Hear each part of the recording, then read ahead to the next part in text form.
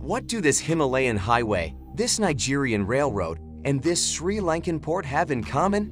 They are all a part of the same massive enterprise, believe it or not.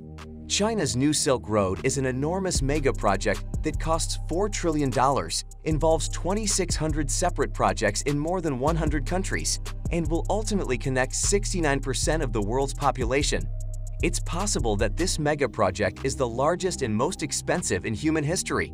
China argues that its actions will increase international trade, but as we shall see, China may be planning something else different. President Xi Jinping was in Astana, Kazakhstan, on September 17, 2013. A seemingly routine state visit by the Chinese president ended up being a significant historical turning point. The largest mega-project of this century was launched by President Xi Jinping and thereafter known as One Belt, One Road. He made reference to Chinese traders who passed through this nation centuries ago on their way to trade silk with the rest of the globe. During his speech in the capital of Kazakhstan, they would travel along the historic Silk Road, a system of interconnected roadways that connected Asia and Europe. Before we go on, subscribe to this channel to watch about the most shocking and amazing world projects. Ready? Let's begin. The historic Silk Road traveled from Xi'an, China, to Rotterdam, the Netherlands. It served as the world's longest commerce route for many years before being supplanted by sea travel. However, President Xi Jinping now wants to revive it. In his future version of the Silk Road, China assumes a crucial position. The entire world was affected by this comment. Everyone was aware that China aspired to have the largest economy in the world, but this time they were serious. Additionally, a month later, Xi Jinping increased the stakes. President was now in Jakarta, Indonesia, on October 4, 2013. He declared that he was not just redesigning the original Silk Road, but also the maritime Silk Road that had taken its place. A project that had previously seemed to concern primarily Central Asia suddenly expanded to include Southeast Asia, the Indian subcontinent, the Middle East, and Africa. The world had never seen anything quite like it in terms of size and scope. The announcements made by Xi Jinping were applauded in the nations along the Silk Road, but viewed with skepticism in the West. Roads, railways, ports, airports, power plants, and much more were being built and improved in China. But for what objective? According to China's official position, constructing these transport routes will increase international trade and assist the world economy. But there are many Western nations that disagree with this. But what are China's true goals? Let's look more closely at two instances that will clarify this. The risk associated with accepting Chinese investment is amply demonstrated in the instance of Pakistan. Pakistan has a 150-year-old rail network that has to be replaced. Therefore, the nation urgently needs to enhance its transportation infrastructure. Many of the railroads are unsafe and provide a serious threat to people traveling across them. And this is where Pakistan greatly benefits from the One Belt, One Road initiative. Between China and the Arabian Sea is where the nation is located. China should therefore make an investment in Pakistan and establish a brand new trade channel.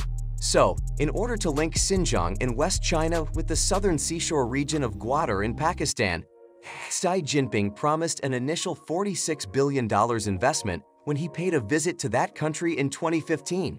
A significant railway project that spans 4 railway lines across Pakistan is at the heart of this investment. It involves expanding its length and improving the current infrastructure. But there is a risk associated with any investment, and there are now a lot of issues with this railroad project. The lack of resources and design flaws have caused a significant delay in the project. Even worse, Pakistan's capacity to repay the loan to China has come into question due to the country's current economic position. Pakistan, a nation experiencing a severe economic crisis, now owes China money for the project, which is now 4 years behind schedule, about $6 billion for Pakistan. This appears to be a very bad set of circumstances. Yet, many individuals who are opposed to the project feel that the enormous debts that Pakistan has piled up were not the result of unfortunate circumstances, but rather deliberate actions. There is a widespread belief that China intended for Pakistan to get into debt on purpose so that it could increase its level of control in Pakistan. This is based on the fact that China previously implemented the same strategy in Sri Lanka as part of the One Belt, One Road initiative. Hambantota, which is Sri Lanka's second-largest port, also received investment from China. Since 2008, China has been funding this port through various financial assistance programs.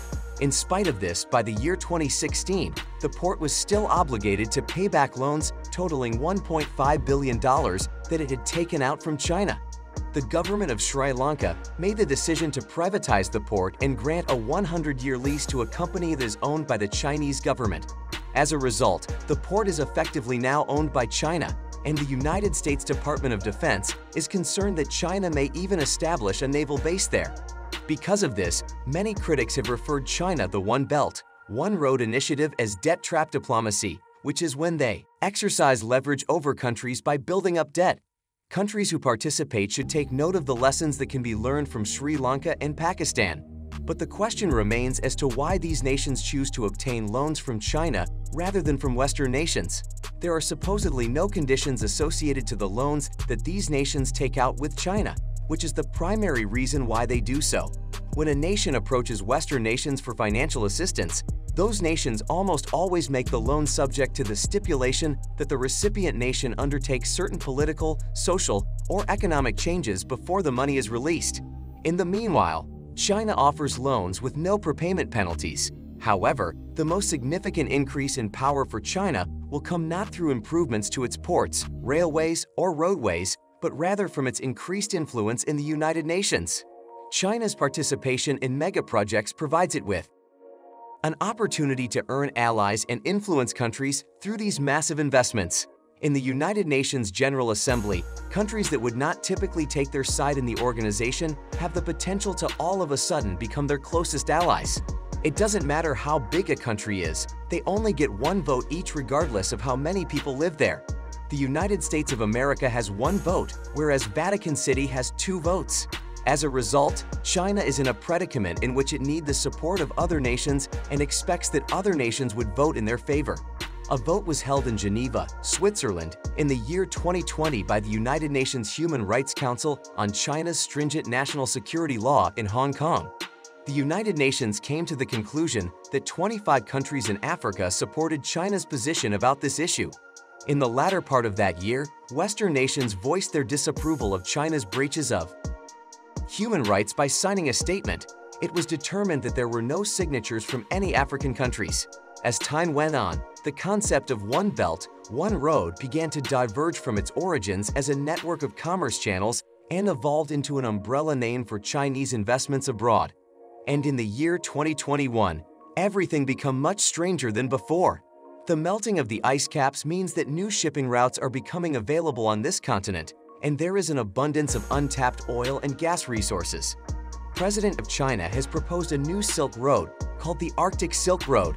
This is another massive undertaking that stands on its own as an extremely interesting endeavor. But now, 9 years later, after that momentous pronouncement in Kazakhstan, China is dealing with some competition for the first time. The Group of Seven, G7, made the announcement in July 2022 that they would be forming a partnership for global infrastructure, which would involve investing $600 billion in various development projects in less developed nations.